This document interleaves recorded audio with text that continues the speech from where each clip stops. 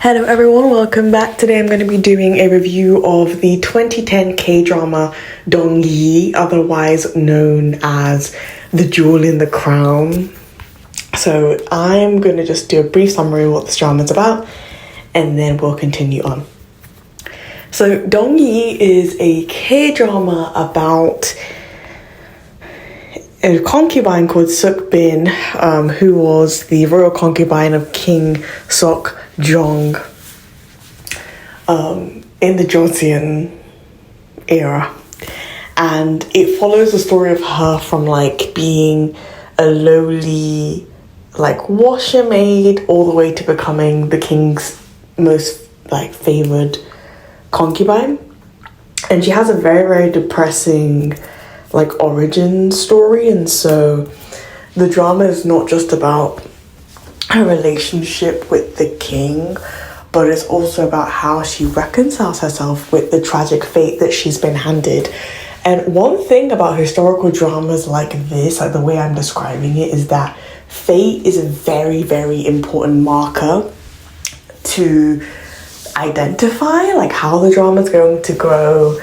Explaining why characters sometimes also make very stupid decisions as well and act quite silly. Fate kind of explains all the things that have you kind of scratching your head away.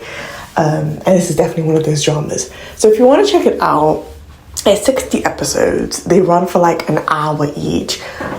It's long, but it also is quite unconventional in the way that it portrays royalty and royalty's relationship with their children, and people just trying to do the best by the people around them and by the people that they love, in spite of there being so many foes just coming for them. And so I do think it's a really, interesting and imaginative way of telling the story, but it's not the best one I've seen either. I think if you like unconventional, historically inaccurate dramas, you'll probably enjoy this. But I also do think if you're very easily frustrated by noble idiocy, which is very apparent in this drama, you might want to drop it. But I mean, I think you'll figure out, like, if you actually want to keep watching this drama within the first 10 episodes. Usually I figure that out within the first 4 episodes, but this one you have to kind of give it a bit longer before you decide whether you actually want to drop it or not. I can't say I didn't enjoy it. Like, I mean, overall gave it a 7 out of 10, so it was okay. But now I'm actually going to get into, like, the overall show, what I liked, what I didn't like, stuff like that. So, what I liked about this show, I would say, was probably just the romance between the king and Dong Yi. Like, their romance was pretty sweet. Like, it's not super kissy, huggy, like, but you can tell, like, the king loves her a lot, and you can tell that she really appreciates the king for kind of taking her out of the pit of hell. And she was still in the pit of hell after she was with him. It's not like life got substantially better after she was with him, but it was like he opened up a whole new world for her and did everything that he promised he would do. Of course, sometimes he would fail, but he would ultimately kind of pick himself back up and be the man that he promised to be for her. And so in that sense, it was quite enjoyable from a romantic sense, but that's probably the only thing I liked about this drama. What I didn't like about this drama was the fact that, like, in the first 4 episodes, so much, I'm telling you, like, I'm gonna give you a few examples of the stupid stuff that happens in the first 4 episodes, but I mean, the female lead is a child. She's Dong Yi, who's a child. And, like, she never listens. She's, like, constantly running away from her dad and her brother, and, like, her dad and her brother had this kind of like commoners league that protects runaway slaves from like, being caught by their masters. And like, she's not aware of this, but it's just like,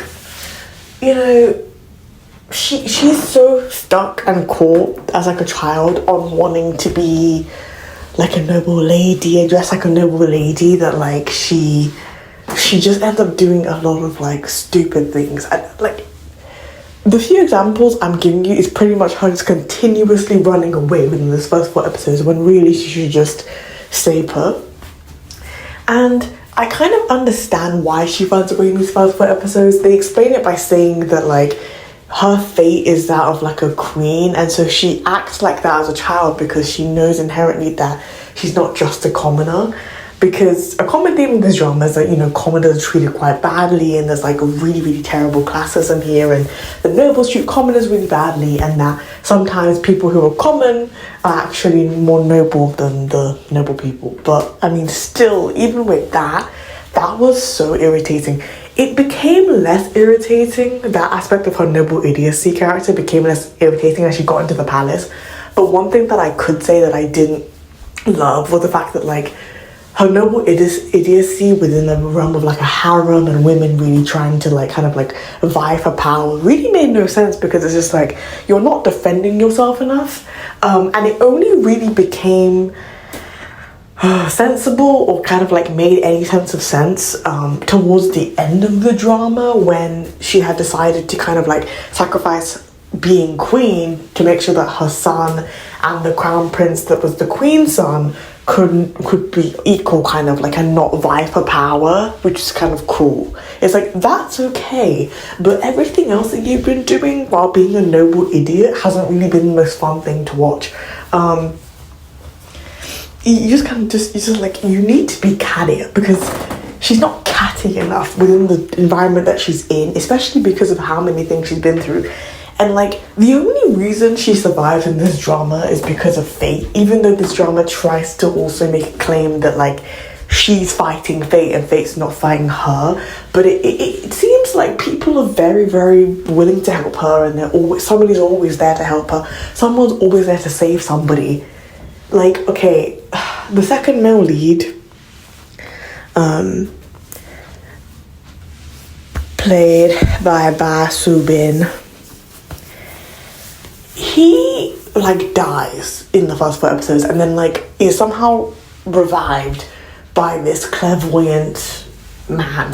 And it reminded me so much of Goodbye My Princess and Gujan. Like, his character actually reminded me of Gujan a lot, because that character, his character, the second male lead, also made a lot of decisions that were really questionable, that meant that he was in a really tight position, but he was also putting the female lead in a tight position as well. And kind of, like, he was also a noble idiot, because everything that he did was because, like, it's the right thing to do, instead of listening to sound advice. And then nothing ended up as he wanted it to anyway, because he just never listened.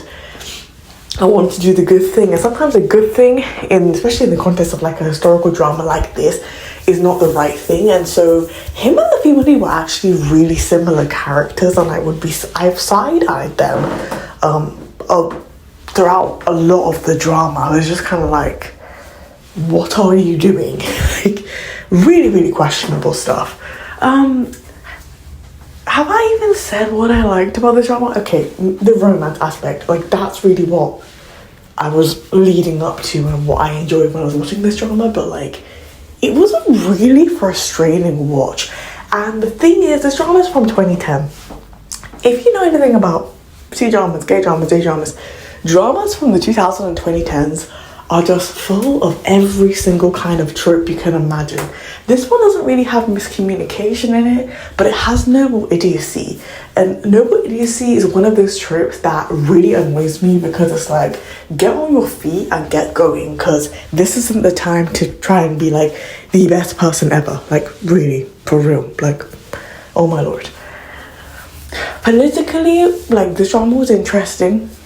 You know, like, the king and his mother, and kind of figuring out everybody's kind of against him and the female lead is for him. But at the same time, there's nothing in the politics of this drama that's particularly unique. If you watch Sajuks, if you watch historical dramas within any particular kind of, like, genre, this is the kind of ordinary family messy politics that you're going to be getting. And so honestly, like, maybe I gave this drama 7 out of 10. Instead of watching this drama, maybe go watch Joe in the Palace, which I'm going to be starting soon, and I'm really hoping I like that drama more than this, because this drama is not it. The only thing I'm going to compliment it for is, this is the first time I've been saying this, it's 60 episodes, and I think it is actually good that it's 60 episodes, because the more you watch, the less annoyed you get, because the more you watch, the deeper into the romance you get, and so it actually works for its benefit.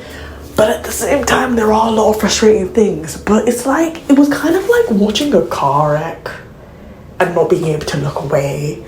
But like, there were moments that weren't horrendous that I actually enjoyed, which primarily was because of the romance between the leads and like them as a family. And like, there were bits that I liked where like the king was playing with his son, and like that was like super cute. Like, you don't get scenes of a king playing with one of the princes and just like having fun, wrestling, stuff like that. Like, that's not common. You don't see that in historical dramas. You don't see historical dramas where the king actually loves his sons equally, where in this one he loves his sons equally and wants the best for both of them. It's just like, that's actually really beautiful and really rare in historical dramas. So I mean, personally, that was like pretty nice to see. So I mean, the family dynamics in this drama were quite fun to watch, I won't lie. I did enjoy it. I said it was quite unconventional, which worked to its benefit, and so that's really what I liked about it. You know, yeah, but I would recommend it. I watched it because I've been looking for like new dramas to watch that I haven't seen before, that are kind of long and within this kind of genre, and I just happened across it on Viki, and like, it was really frustrating. I'm literally gonna start Jewel in the Palace, and I'll let you know what I think about that. I have a feeling I'm gonna like it a lot more and have way less complaints. Let me know if you've seen Dongyi in the comments below, what you think about Dongyi, whether you liked or disliked it. Let me know. If you like my channel, please subscribe. If you like this video, please hit the like button below. Thank you so much for listening. Bye.